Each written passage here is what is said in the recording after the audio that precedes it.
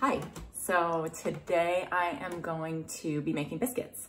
I was making biscuits for my Christmas menu and I, in the middle of it, decided this is a perfect thing to make a video of. So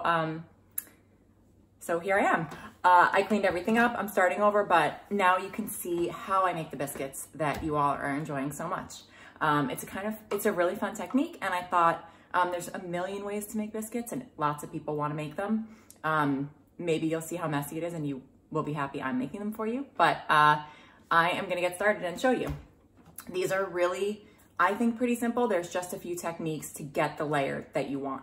So the first thing I do, start with my dry ingredients. I weigh everything out. I'm making quite a few batches of these, so I have all my dry ingredients scaled already. So in here we have flour, salt, sugar, baking powder, baking soda. There's two kinds of flour actually. There's all-purpose flour as well as cake flour. So I'm gonna take this, and there are a few methods of making biscuits in terms of incorporating the butter, which is what is gonna give you your rise. So one method that is sort of written about all over is grating the butter. That is a great method. I've used it myself. It's sort of foolproof in the sense that you're getting a lot of layers out of all of those little strands of butter getting coated in flour that are gonna force the biscuit to rise in the oven. It is, however, not my favorite method. I prefer to use my hands. It's just easier for me because there's a feel with the biscuit that I want, and I prefer to kind of smush the butter between my fingers and I feel that it achieves sort of softer, better layers. But there's lots of ways, so I'm just gonna show you my way. The first step is taking all my dry ingredients, and I'm gonna move my camera, and I put everything into my food processor. So all the dry ingredients, these are herb biscuits. So I'm gonna get totally covered in flour here. So I am incorporating into the dry a tiny bit of thyme, probably like half a teaspoon of fresh thyme, half a teaspoon of fresh rosemary. And the first thing I'm gonna do is just pulse this a few times just to get everything incorporated. The next part is the butter. I have 2 sticks of butter here, so 8 ounces diced. So I kind of cut the sticks of butter down the center, flip them down the other side, and just cut little cubes. And I'm gonna put that in here, kind of toss them around a little bit, and I'm gonna pulse the Cuisinart just about 10 times. So I'm not looking to incorporate all the butter here, but just to sort of get the process going.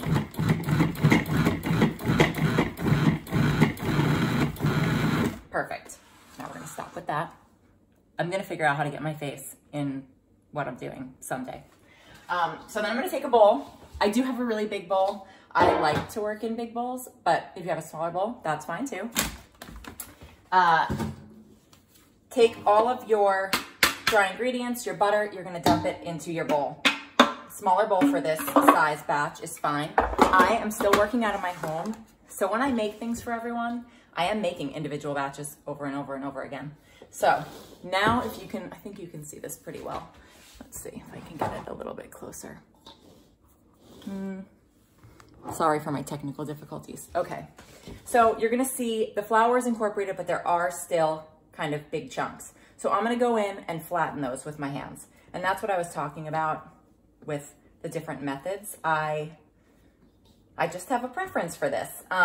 What you're looking for are these kind of flat but big chunks. And when you make your biscuits, that is gonna lead to really tender, flaky layers. So I go through, I kind of sift with my hands a few times, see, what the consistency is, and this looks good to me. Most people would, if you haven't made these before, look at this and say, oh my God, the butter is in such big chunks, but I promise you that is what you want. So I have really cold buttermilk here, about 1.5 cups. I should mention the butter should be really cold too. And I'm gonna put in about 3/4 of this. I don't use an exact amount because I like to really feel the dough. So I mix this around with a spatula, even though I'm gonna get in there with my hands because this just keeps my hands clean for a second longer. And I'm kind of tossing all the flour and dry ingredients with that buttermilk. I'm gonna use a little bit more, not all of it. Mix it around again. And now this is where the dough is gonna start to come together. This is just really the beginning. Okay. now you have to get your hands dirty. There's no other way. So you want to get in there and kind of squeeze it, but gently. Biscuits should not be overworked. If you want a flaky, tender biscuit, you really, really want to be gentle with it. So you can see I have something like a dough. Now this is not completely, it's not completely come together, but it will. So the first thing I'm going to do, take some flour my counter a little bit, take this dough and put it on there. And you've got almost everything. There's just a few little scraps left in the bowl, but I'll leave those. So I'm going to take this biscuit dough and I'm going to make it into a square. And this is where it's really fun for me. I love all these parts. So you're going to cut the biscuit dough in 4. This is the first step of creating all of those layers. So I'm going to stack these on top of each other. It's kind of like, I guess Jenga. So this looks ridiculous, I know. Then take your hand and just smash it down. Now we've already created quite a few layers. I'm going to gently flour the top and a little bit underneath. And then take your rolling pin and you're going to roll this out into a long rectangle. And I like to take my bench scraper and move the dough underneath to make sure it's not sticking to the counter, which it's not. I'll roll it just a little bit more. And I don't know if you can see, but there are all these pockets of butter, which is what you want. I am making herb biscuits. So inside the biscuits, as well with the thyme and rosemary, I have chives and also dill. So this is where I'm going to incorporate those. I'm going to put the chives down. Not too many because I'm going to do this process again. And then a little bit of dill. Dill is pretty strong. I don't use too much of it, but it does kind of make this biscuit taste like chicken soup, and I love chicken soup, so I love that. So this is the method for making a laminated dough, which is putting a book fold into this dough, which is also going to create more layers. So I'm going to take the top edge and I'm going to fold it towards me. And then I'm going to take the bottom, make sure it's not sticking, and I'm going to fold it over. And now you have this nice little rectangle. Turn that so that the spine of the book is going to the left. And we're going to repeat that one more time.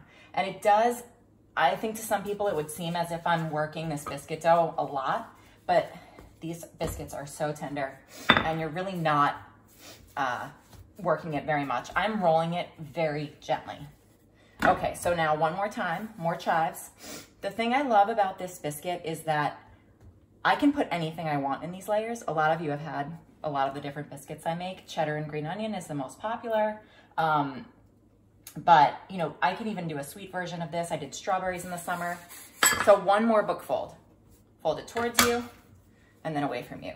Okay, so now we've put a ton of layers in here and it's just this little packed piece of dough. I'm gonna scrape all this excess flour off my counter. I'm gonna reflour, but not too much.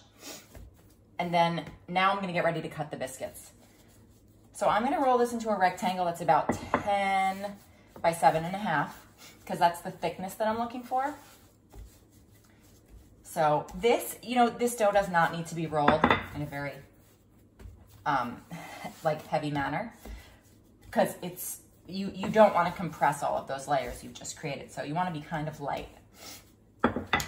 There's nothing better than a kindergartner's ruler for pastry.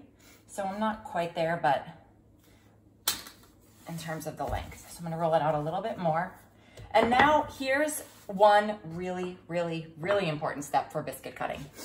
Do not turn your cutter. If you use a knife, cut straight down. If you use a biscuit cutter, dip it in flour and just push straight down. This is where you're gonna see all of those layers. So I'm gonna go through, I'm gonna cut all these biscuits and put them in the freezer. I really am a believer in the freezer, obviously.